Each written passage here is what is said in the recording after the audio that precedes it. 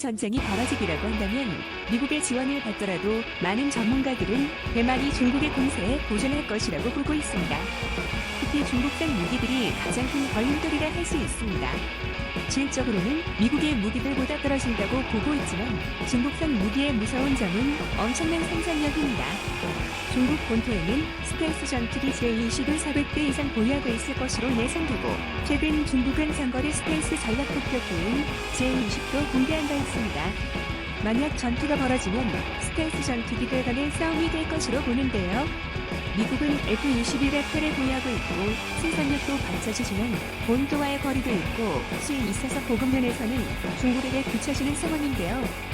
중국의 앞바다에서 중국이 물량으로 밀어붙이기에 미국은 많은 자원과 생명이 희생될 가능성이 높습니다. 이런 와중에 한국에서 들려온 소식에 미국은 물론 중국까지 공학에 빠졌다고 하는데요. 유튜브 채널 가장 많이 본 뉴스, 좋아요와 구독은 영상 제작에 매우 큰 힘이 됩니다. 일찍이 대만은 일부 경제라는 원칙을 지키면서 하나의 중국 원칙을 위반하지 않는 선에서 정치체제를 유지하고 있었습니다. 최근 이러한 움직임이 흔들리면서 독립을 원하는 목소리들이 곳곳에서 터져나오고 있습니다. 처음 시작은 집권당인 민진당을 중심으로 이 법원에서 국가 정상화를 위한 개헌, 논의가 이뤄지는 것에서 비롯되었습니다. 중국과 대만 통일을 의무화한 헌법적 근거를 삭제하겠다는 논의인데요. 1992년 대만의 여론은 자신이 대만인이자 중국인이라고 대답한 이들이 과반수에 가까운 46.4%에 달했습니다. 그렇기에 중국이 주장한 일부 경제에 대해 대만인들 역시 거부감 없이 받아들였는데요. 대만인이자 동시에 중국인이라 주장한 이중 정체성은 최근 흔들리고 있습니다. 2020년에 행해진 조사에선 이중 정체성을 뽑은 응답자가 29.9%로 확줄었고 압도적인 대다수가 자신을 대만인이라 부정지었는데요. 그 수는 무려 64.3%에 달했습니다. 대만인 대다수가 독립을 원하고 있다는 것을 보여줬는데요. 통일을 원하는 이들이 점점 줄어들어 이제는 독립을 해야 할 시기라는 대중적인 반론이 형성되고 있습니다. 하지만 중국의 태도는 여전한데요. 일부 경제를 존중하지만 독립은 별개라는 태도입니다. 하나의 중국에서 벗어나는 것은 절대 용납할 수 없다는 얘기인데요. 실제로 중국은 이러한 독립 주장에 제동을 걸기 위해 반국가분열법이라는 것을 통과했습니다. 이 법에 따르면 대만 독립 및 분열 세력이 어떠한 명분을 통해서 중국과 떨어지려고 할 시에 국가는 비평화적인 방법을 동원해 주권과 영토의 완결성을 이뤄야 한다는 내용입니다. 비평화적이라는 문구에서 알 수 있듯이 이는 곧 전쟁을 의미하는데요. 전쟁을 통해서라도 하나의 중국을 버릴 수 없다는 중국의 강한 의사를 드러낸 것입니다. 불편하긴 했어도 대놓고 티를 내지 못했던 중국의 마음을 터뜨려버린 것이 바로 미국 대사의 대만 방문이었습니다. 태평양의 섬나라 팔라우에 거주하는 팔라우 주재, 미국 대사는 팔라우 대통령과 함께 대만을 방문했는데요. 1979년 미중 수교로 미국과 대만 사이의 공식 외교 관계가 중단된 이후 미국 대사가 대만 땅을 밟은 것은 처음 있는 일이었습니다. 이례적인 일이었기에 중국에서는 크게 불만을 털어놓았는데요. 미국 대사가 대만 땅을 밟는 것은 대만을 별개의 영토로 간주하겠다는 뜻으로 해석될 여지가 있기에 중국 정부에서는 즉각적으로 성명을 내놓으며 미국의 행동에 의심스러우며 대만을 바둑돌로 삼아 중국을 억제하려는 것이나 라는 불쾌감을 토로했습니다. 미국은 대만 문제의 민감성을 이해하고 하나의 중국 원칙을 지켜라는 은근한 협박까지 진행되었는데요.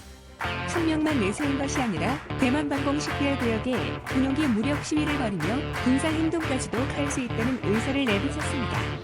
대만 역시 특별히 성명을 내놓지 않다가 중국의 군사행동이 본격적으로 진행되자 바로 성명을 내놓아 우리는 아무런 망설이 마치 스스로를 보호할 것이라고 밝히며 전쟁을 해야 한다면 맞서 싸울 것이라는 의사를 내놨습니다. 이러한 상황에서 미국 역시 변수를 계산했습니다.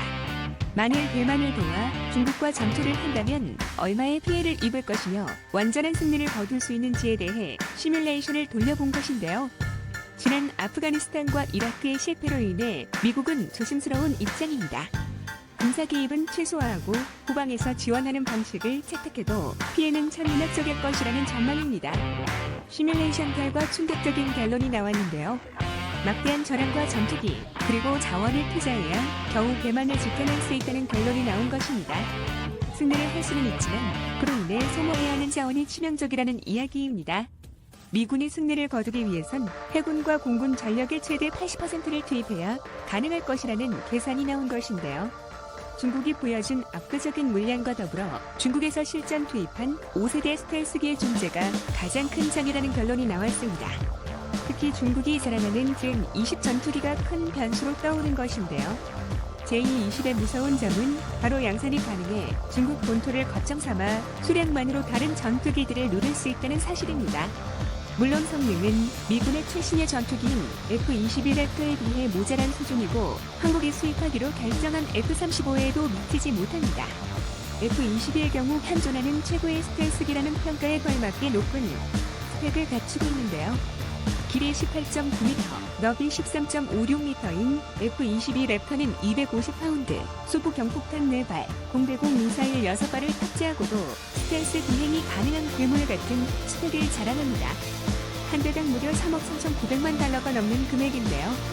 F-35 역시 최대 8.1톤의 무기를 탑재할 수 있고 최고 속도 마하 1.6을 낼 수 있는 데다가 디스크 모드 시 양날개 알을 6발, 내부 무장창에 4발을 탑재하면서 스텔스 기능까지 갖춘 제품으로 제-20에 비해 월등하게 좋은 기능을 갖추고 있습니다.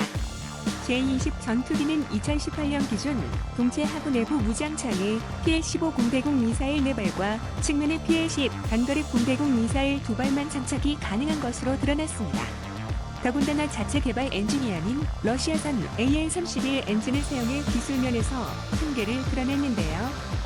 스텔스 기능 역시 인도 소2 전투기에 중국의 제-20 전투기가 포착되는 일이 발생하면서 과연 그 기능이 미국의 최신의 스텔스기에 맞서 싸울 수 있는 수준인지에 대해서도 논란이 되었습니다.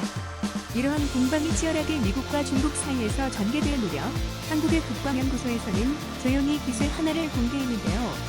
이 기술이 미국과 중국 사이의 갈등을 완전히 무너뜨릴 수 있는 티카드라는 것이 밝혀졌습니다. 국방과학연구소는 스텔스 전투기를 탐지하고 추적할 수 있는 고출력 고감도 표적 탐지 기술을 국제적으로 개발했다고 발표했습니다. 적기탐망체인 스텔스기를 파악하는 것은 굉장히 고난이도의 작업이라 실제로는 불가능에 가깝다고 알려졌는데요. 원리 자체는 레이더의 출력을 높여 전투기에 반사되는 전자파 신호를 파악해 세밀한 표적 신호를 구별해내는 방식입니다. 하지만 실시간으로 빠른 움직임을 보이는 전투기를 상대로 전자파 신호를 빠르게 구별해내 이를 알아보는 것이 쉬운 일이 아니라 불가능에 가까운 기술이라는 평가를 받았는데요. 이를 한국에서 극복해낸 것입니다. 국방과학연구소는 디지털 레이더 체계의 설계 기술과 고출력 및 고감도 하드웨어 기술, 자금속 미세한 신호를 잡아내는 소프트웨어 기술을 바탕으로 첨단 레이더 기술을 개발해냈습니다. 주로 보통의 레이더는 액티브 방식의 레이더를 쓰지만 우리나라가 개발한 레이더는 패시브 방식을 이용한 양자 레이더입니다. 자궁 속에서 미세한 신호를 빠른 처리 속도를 통해 잡아낼 수 있어 식별이 쉽게 가능해졌다는 것인데요. 이를 위한 연구가 안정화되면 한반도 주변에 날아다니는 스텔스기를 완전하게 파악할 수 있게 됩니다. 미국이나 중국, 일본에서 도입하는 스텔스기들을 한국에서 한 번에 감지가 가능하다는 이야기인데요. 무엇보다 한국에서 독자적으로 개발한 기술이기에 성능 개량은 물론 비용 절감까지 가능한 환상의 기술이라 할 수 있습니다. 이러한 결과에 아시아는 물론 미국도 놀랄 수밖에 없었는데요. 스텔스 기술은 기타에 붙여져 기술 보유국 당사자가 아니면 절대로 파악할 수 없기에 전투의 한방을 가를 정도로 중요한 요소였습니다. 이를 단숨에 파악해 맞대응 할 수 있다는 점에서 수천억이 들어간 사업을 한 방에 무용지물로 만든 일이라 할 수 있습니다. 중국 역시도 이러한 한국의 기술 개발 소식에 당황함을 감출 수 없었다고 하는데요. 실전 도입이 되는 순간 동아시아의 군사역학 관계를 무너뜨릴 수 있는 중요한 기술이 된 것입니다. 한국은 이 기술을 개량해 빠른 시일 내에 도입하겠다고 밝히며 한국 기술의 위대함을 전 세계에 알렸습니다. 이는 현존하고 있는 전 세계 스텔스 전투기들을 모양만 예쁜 전투기로 만들 기술입니다. 특히 이양자 레이더를 사용하면 이제까지와는 다른 방식이기 때문에 전투기들은 자신들이 탐지되고 있는 것도 모릅니다. 이 레이더를 사용하여 함정이나 전투기에 사용하면 스텔스 기능만 탐지하는 것을 떠나 전파 역추적으로 위치 노출을 방지할 수 있는데요. 일본의 전자전 장비에 정표가 검출되지 않아 전술 침묵 직엔 홍보할 필요가 없습니다. 최근 한국은 KF-21 사업이 긍정적으로 흘러가 전투기 기술에 있어서도 선진국들과 동등한 반열에 들려 기술력을 자랑하고 있는데요. 이번 레이더 기술 개발로 한국 군사기술의 위대함이 다시 한번 알려지는 계기가 되었습니다. 중국을 비롯한 스텔스기 보유국들은 탐지 대비에 대한 다른 방법을 강구해야 하는 상황이라 더욱 답답한 입장입니다. 만약 한국이 미국에게 도움을 준다면 중국과 미국 사이의 전쟁 상황에서 한국이 와일드카드 역할을 할 수도 있는 입장인데요. 중국 입장에서는 뒤통수를 맞은 것과 마찬가지의 상황입니다.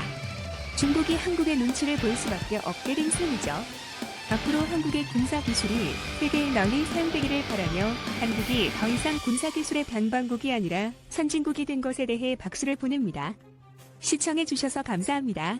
이 동영상은 유튜브 채널 가장 많이 본 뉴스에서 제작하여 게시한다.